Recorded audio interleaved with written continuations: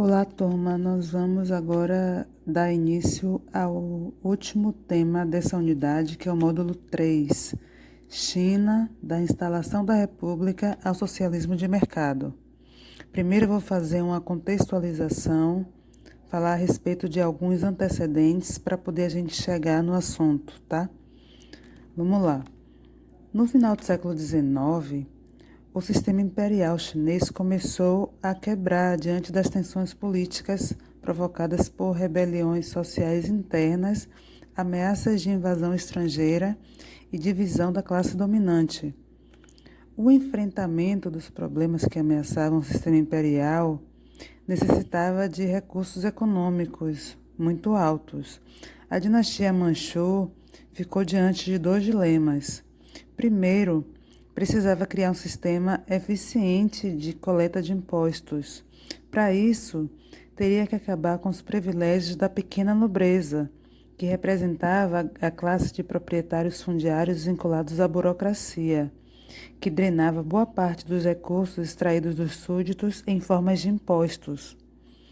Segundo, precisava também encorajar o comércio e a indústria, estimulando a geração de novos recursos financeiros em forma de tributação e também o surgimento de uma nova classe social, que era a burguesia industrial, para contrabalançar o poder da pequena nobreza, que era a nobreza parasitária. Esses dois problemas se mostravam difíceis de ser resolvidos pelos governantes, porque a pequena nobreza representava a classe social que sustentava todo o sistema imperial, era a base do império. Além disso, a alfândega e o comércio das cidades, no caso das cidades portuárias, estavam sob o controle de outros países. Ainda assim, houve várias tentativas de aplicar reformas políticas e econômicas. A primeira delas ficou conhecida como a Restauração Tongxi, que foi de 1862 a 1874. Mas essa tentativa e várias outras terminaram fracassando. A partir de 1860, a China mergulhou num período de caos social, conflitos políticos internos e ameaças de invasão militar estrangeira. Todas as tentativas de salvar o sistema imperial foram fracassadas. O poder dos imperadores foi enfraquecendo à medida que essas situações iam acontecendo.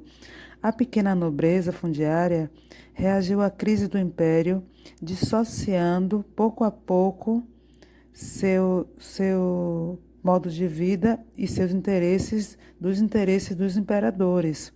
Como alternativa, construiu suas próprias bases de poder político e econômico no âmbito regional, estimulando ainda mais a tendência de fragmentação do poder central.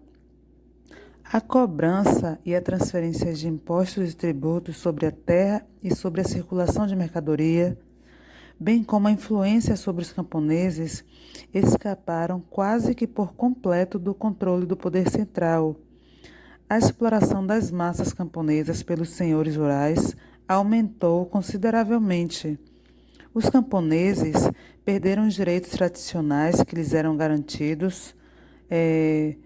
Esses direitos também garantiriam para eles proteção com base no Código de Exploração Legítima, mais limitada, na verdade, dentro dos padrões de dignidade dos códigos morais da época, e o crescente descontentamento dos camponeses desencadeou inúmeras revoltas no campo, todas exploradas pelos revolucionários comunistas que ganharam influência, contribuindo diretamente para elevar a tensão social e provocar mais divisão das forças políticas nacionais.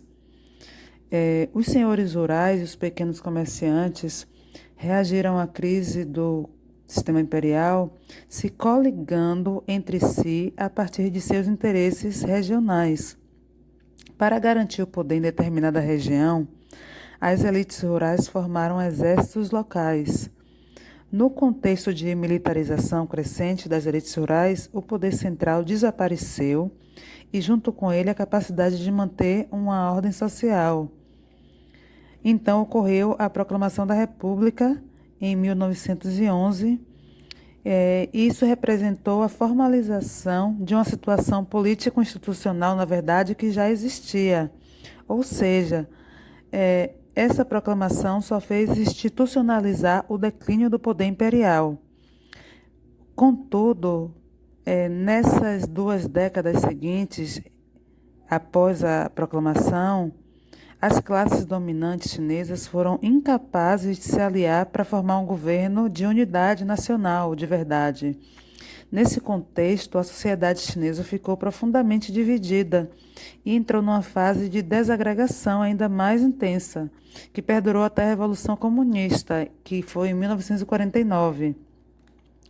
Aí aconteceu o domínio de Kuomintang. O Kuomintang foi um movimento republicano conduzido pelo Partido Nacionalista da China. O partido foi liderado pelo militar Chiang Kai-shek, que tentou a todo custo unificar a China, com a formação de um governo nacional. Para concretizar essa tarefa, os republicanos que integravam o Kuomintang combateram os comunistas e os senhores de guerra, que foi a denominação dada aos proprietários rurais que haviam formado aqueles exércitos regionais que eu havia falado, para manter o controle político e econômico de seus domínios.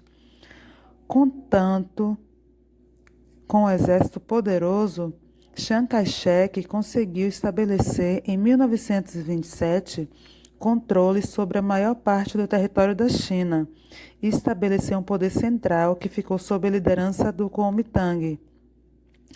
Na China daquele período, qualquer programa político de unificação nacional que pretendesse ser estável e duradouro dependia de um amplo consenso entre as classes sociais, que estavam em conflito diante dos interesses divergentes. Com o apoio das velhas classes de proprietários rurais e de parcelas importantes de novas classes industriais e comerciais emergentes, Chiang Kai-shek liderou uma série de golpes militares e constituiu um governo ditatorial na China. A aliança das classes dominantes, no âmbito do Kuomintang, deu origem a um programa político de modernização social extremamente conservador e reacionário. O governo central passou a reprimir com muita violência os trabalhadores urbanos e principalmente os comunistas que lideravam as revoltas e a sublevação dos camponeses. Em 1934, as forças militares do governo central desfecharam um forte golpe no movimento comunista, forçando-o a abandonar as suas posições no sul do país.